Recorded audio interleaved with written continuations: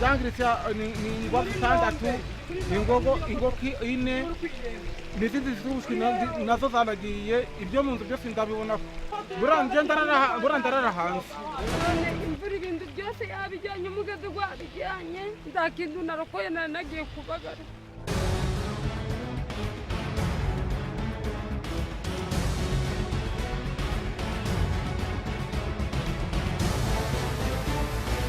Ujya ubuyobozi buradukunda badushishikarije kera ngo tuve mu mubande mbega tukumva ko batwanga mvuga ko umuntu wese utuye mu mubande akwiriye kuvamo akajya mu mpinga.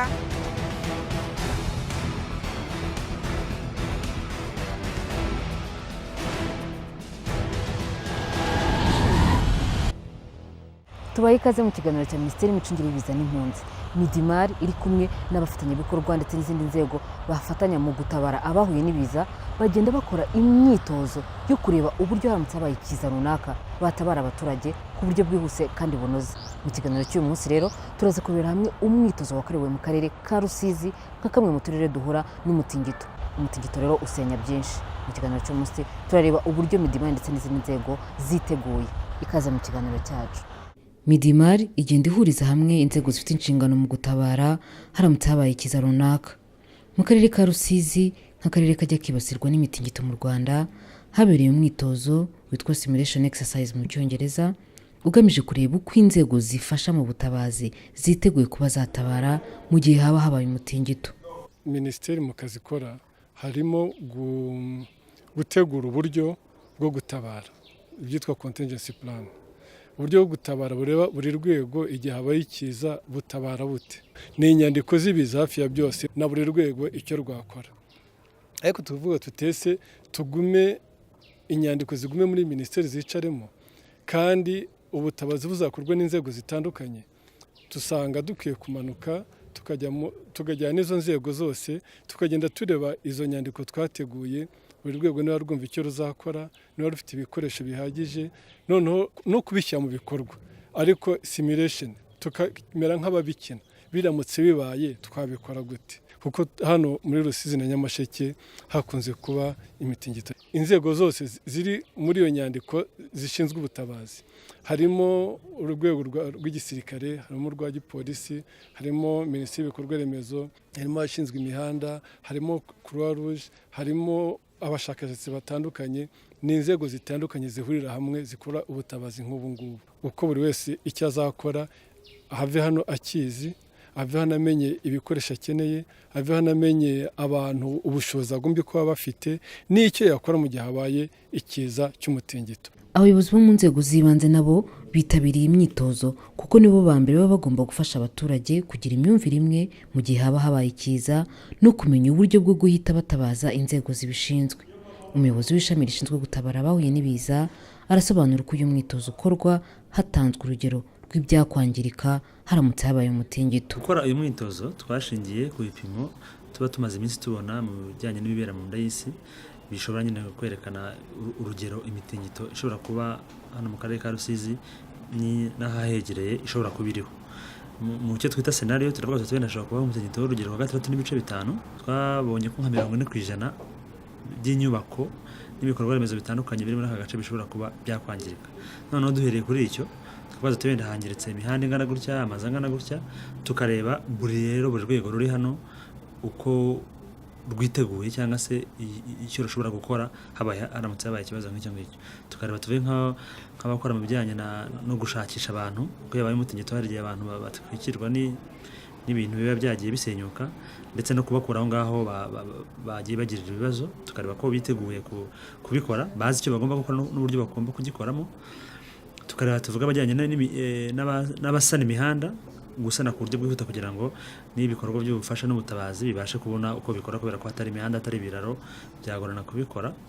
Tukareba abatanga serivisi z'ubuvuzi niba bazi uburyo bagomba guhita bakorana n'ibitaro n'ibigo nderabuzima bya muri kano gace kugira ngo babashe gufasha abantu bahuye n'ibibazo. Tukareba abatanga noneho ubufasha, abatanga ubufasha bitewe n'ikiba gikenewe, yaba ari imiryango itegamiye kuri leta, yaba ari Midimar, yaba abafatanyabikorwa batandukanye barimo Croix Rouge n'abandi batandukanye. Tukara ko buri wese azi uburyo mbese uko ibikorwa bikurikirana n'uko bikorwa ndetse anashingiye ku byo abandi baba barimo barakora. Ubwo rero iyo tumaze kubona uko buri wese ari kugenda akora cyane cyane hashingiwe kuba byarateguwe mbere muri cyo twita contingency plan, iba yarateguwe mbere igaragaza uburyo ubutabazi n'ubufasha bikorwa iyo habaye umutingito, tukareba noneho uko bari kubikora n'ibyari byateganyijwe mbere, tukareba ko byuzuye, tukabona hari ibiburamo, tukaba noneho dutanga inama cyangwa se dusaba izo nzego kugira ibyo zuzuza cyangwa se ibyo zivugurura kugira ngo duhere twiteguye ko mu gihe habaye ikibazo buri wese akora icyo agomba gukora mu buryo akwiye kugikoramo. Icyo twabonye cya mbere ni ikijyanye n'imikoranire. Ntabwo inzego zo ku karere zari zizi mu by'ukuri ibyo zigomba gukorana n'inzego zo ku rwego rw'igihugu, ngo zibe zizi ngo ibikoresho ibi n'ibi ngibi biba ku rwego runuru, mu gihe habaye ikibazo byaboneka muri ubu buryo. Icyo kintu cy'imikoranire cyo kumenya ngo ninde ushinzwe iki ntabwo cyari gihari, ntabwo n'inzego zimwe zo ku rwego rw'igihugu ntizari zizi izindi bakorana ibyo zifite n'ibyo zidafite, kuko n'ibijyanye n'ibikoresho n'ibintu tureba cyane ngo haba hakenewe ibikoresho ibi ngibi biraha kugira ngo bikoreshwe biboneke, hasabwa iki, ninde ugitanga, ninde ugikora, ninde umuntu yabaza. Ibyo rero twabonye byafashije tugamije gufasha ku buryo bukwiye kandi bunoze. Nyuma y'uyu mwitozo rero Midimar n'inzego zigira uruhare mu gutabara basuye ahangijwe n'umutingito hagamijwe no kureba ingamba zafatwa haba mu gukosora inyubako zashigishwe n'umutingito ndetse no mu kugira inama abafite gahunda zo kubaka. Umuyobozi w'akarere ka Rusizi aravuga bimwe mu byangijwe n'imitingito yabanje. Imitingito ibiri iheruka ahangaha hari amazu asaga 96 yabashije kwangirika, hakabamo amazu 13 yangitse ibyo bikomeye hirya no hino mu mirenge itandukanye. Harimo umwana wabuze ubuzima kubera umutingito agwiriwe n'inzu. Hari imodoka ebyiri nazo zabashije kugwirwa n'inzu. Ibyo nibyo twavuga bikomeye byabashije kugaragara, ariko ntibivanyeho ko hari inzu zasanga ifite igikuta cyasadutse. Ibyo nibyo tuvuga biciriritse, ariko ibyo ngibyo nibyo tuvuga ngo byabashije kugaragara ku buryo abaturage bahuye nabyo nyine bumva ko bagize ibibazo ari iby'imibereho ndetse n'imitungo. Umuyobozi w'ishami rishinzwe amabwiriza n'ubuziranenge bw'inyubako mu kigo cy'igihugu gishinzwe imiturire aratanga urugero rw'inyubako zashigishwe n'umutingito, akanagaragaza impamvu zirimo n'imyubakire mibi. Ikibazo nyamukuru uko njye mbibonye ni icy'ubuhanga bw'abubaka cyangwa se icy'amahitamo ya ba nyiri inyubako mu gushaka ababakorera imirimo, kuko ikintu amaze kubonamo ni uko bashobora kuba bakoresha abantu barizwa mu rwego rw'abenjeniyeri. Iyo aza kuba ari nka engineer uri registered ntawe yarakoze amakosa nk'aho twabonye ku isoko cyangwa se ibi tubona hano inyuma. Urugero natanga afata amashusho baze kuyibona ni nka ziriya nkingi zaherewe hejuru ntizigere hasi ngo zohereze uburemere bwazo cyangwa se uburemere bw'ibyo zikoreye hasi mu butaka. Ibyo bintu bigaragazwa nuko n'umuntu aba yarakoze imirimo atari umu engineer adasobanukiwe na structure cyangwa se wenda na skeleton y'inyubako. Ku bijyanye n'imitingito nabonye bashaka kuba tarazirikanaga muri designs bakoraga ibijyanye n'umutingito, ugasanga gusa barirebera uburemere bw'inyubako n'uburemere bw'ibizakorerwa mu byo twita mu gifundi cyacu dead load and live load.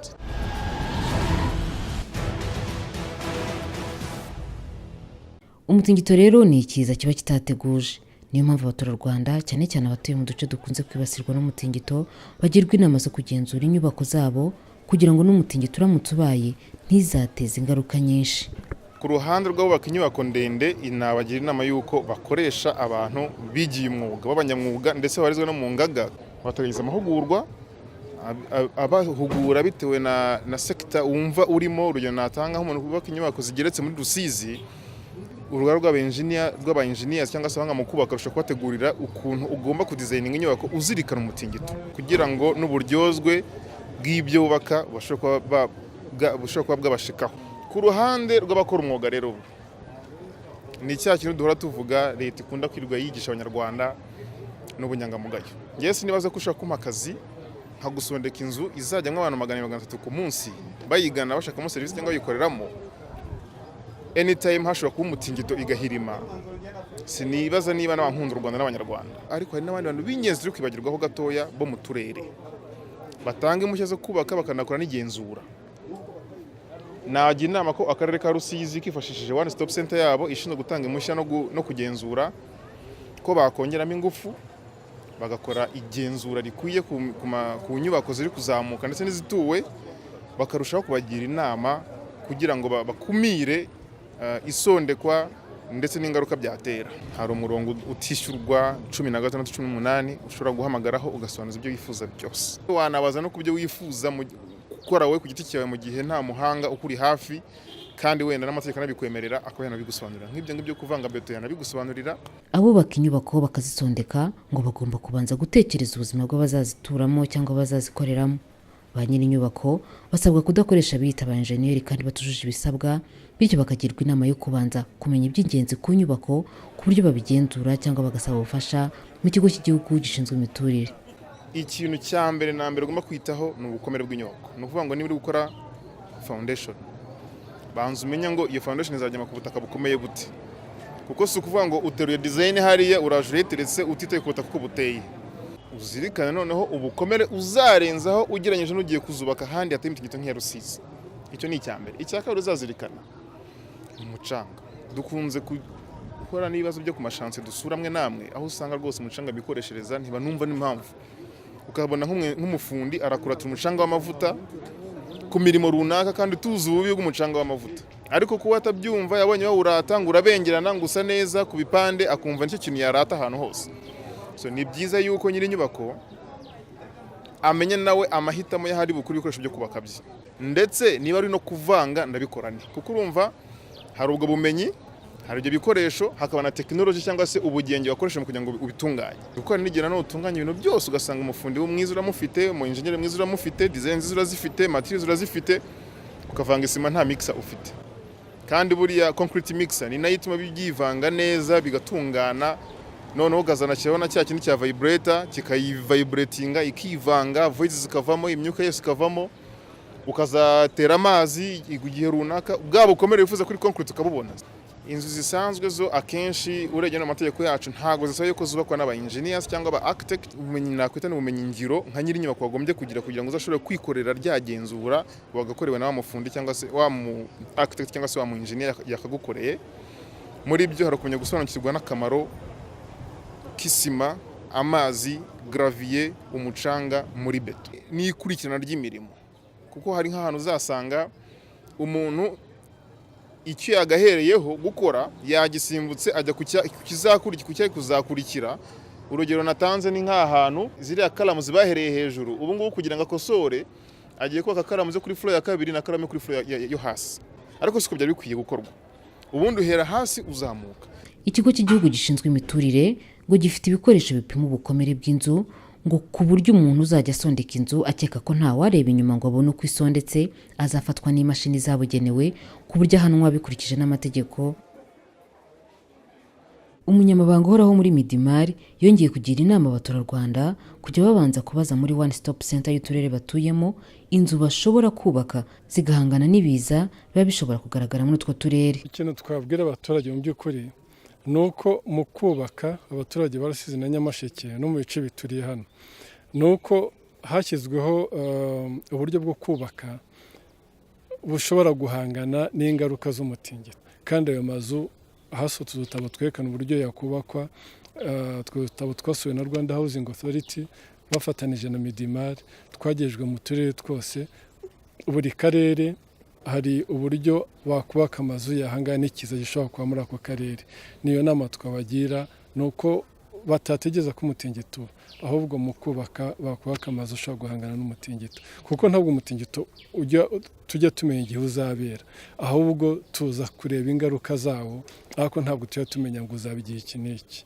Kubaho y'imyitozo zitangiye gukorerwa yo kureba uko abantu bakwitwara mu gihe ikiza runaka cyaba kibaye, hamaze kugaragara umusaruro kuko ngo impunzi z'abarundi zaje mu Rwanda ari nyinshi, zihurana n'uko habaye umwitozo wo kwitegura kwakira abantu benshi baramuka bahungiye ku Rwanda. Ibi rero byafashije inzego zitandukanye kuba bakwakira impunzi z'abarundi kandi nta kibazo kibayemo. Iyi myitozo rero nk'iyi nayo ikaba itegerejweho umusaruro nk'uwo mu gihe haba hagaragaye ikiza runaka. Mwiyumviye ko umwitozo wakozwe na Midimar ndetse n'izindi nzego zifatanya mu gutabara abahuye n'ibiza wagaragaje ko Midimari ndetse n'izo nzego biteguye kuba bafasha abaturage mu gihe baba bahuye n'ikiza cy'umutingito. Iyi myitozo rero ikaba ikomeza kugaragaza umusaruro kuko bagenda barebera hamwe ikibura kugira ngo noneho mu gihe byaba byabaye icyo kibura kizabe kitagihari, ahubwo abantu biteguye gutabara mu buryo bunoze kandi bwihuse. Reka tubitse ko ku bindi bisobanuro muhamagara nimero ya Midimari itishyurwa 170. No mu kiganiro cy'ubutaha tubifurije ibihe byiza.